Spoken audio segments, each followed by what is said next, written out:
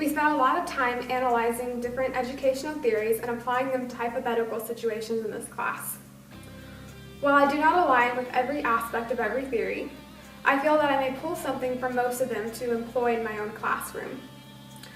Let us observe the theory that I do not think is very applicable to me. Then let us observe the theories I feel will be applicable to my classroom. Let us examine a theory I least align with. Behaviorism is a theory I least align with. Especially in math, a lot of students end up with operant conditioning. This means they can look at a problem and know the actions they need to carry out to solve it, but they have no idea what they're doing. I desire my students to know what's going on in a problem and what their results will mean. I don't feel like behaviorism is going to help them do this.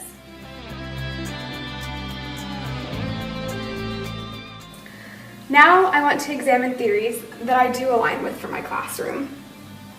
First, I believe Kohlberg's theory of moral development will be helpful in my management of classroom. As a high school teacher, the majority of my students will be in Kohlberg's conventional stage. We often see these children wanting to fit in and follow the group. Knowing this is what my class is, I'd like to use this moral thinking for my own purposes. If I could set group rules on things like paying attention in class, wanting to learn a lesson, and never giving up, then I could really help them learn.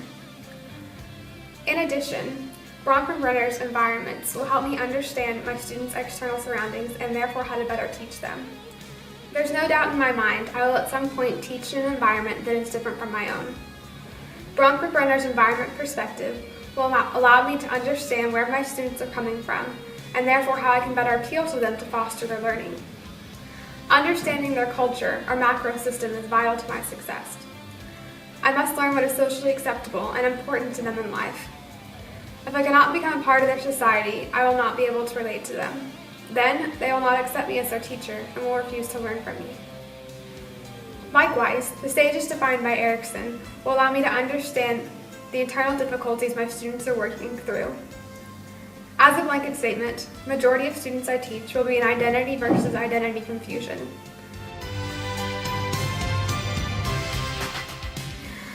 It's important for them to form positive identities for themselves. I want them to come out of my class knowing they can be successful. Accomplishing this will be done by raising student self-efficacy through personal experiences as well as reflection on what did or did not work for a particular assignment. For many teenagers, this is a very confusing time. I don't want them to believe their identity is one of failure. I want to help them form positive identities about who they are and all they can do. Also, the recognition of how my students process information will allow me to help them fully learn. Every teacher wants their students to learn the information and not just put it in their working or short-term memory for a test. In our learning theory skits, I demonstrated a conceptual mnemonic I will use when teaching calculus students the quotient rule. Low D high minus high D low over low squared. Also, I will use FOIL when teaching students how to expand equations. These are just a few current ideas I have, and I will develop more along the way. I also desire for my students to keep a binder with a section for notes, homework, quizzes, and tests, where they'll keep all their work from the year's documentation of their learning.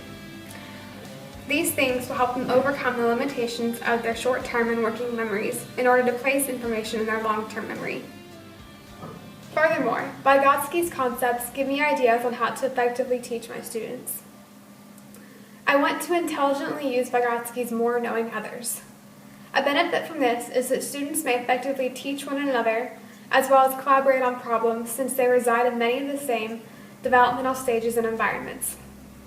The plan is to not pair extremes of the class together. Instead, the differences will be slight, and groups will frequently change to not lower any student's self-efficacy.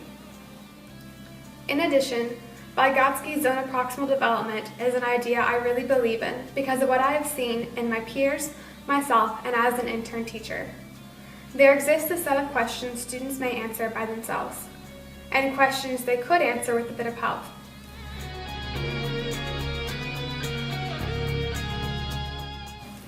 To me, learning occurs in the stretch to answer questions just beyond one's reach. Assignments given in my class are going to be difficult. Students are really going to have to think about them, and I expect a lot to need help. I'm going to provide a few minutes at the beginning of each class to answer questions and assist them in solving problems in their zone of proximal development. On assessments, however, I will not give problems from their zone. Rather, I want to see what they've learned, so they should be able to answer these questions on their own. Finally, Piaget's cognitive development perspective will allow me to understand how my students think about material and therefore how I can better teach it to them. My students' zone of proximal development, I believe, will coincide with what Piaget refers to as formal operation stage.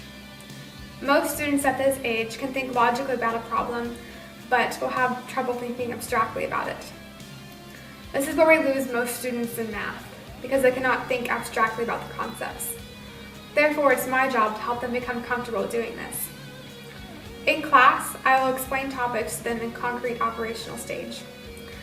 Then, assignments, which I already stated will be in their zone of proximal development, will ask them to think about these problems and concepts in an abstract manner.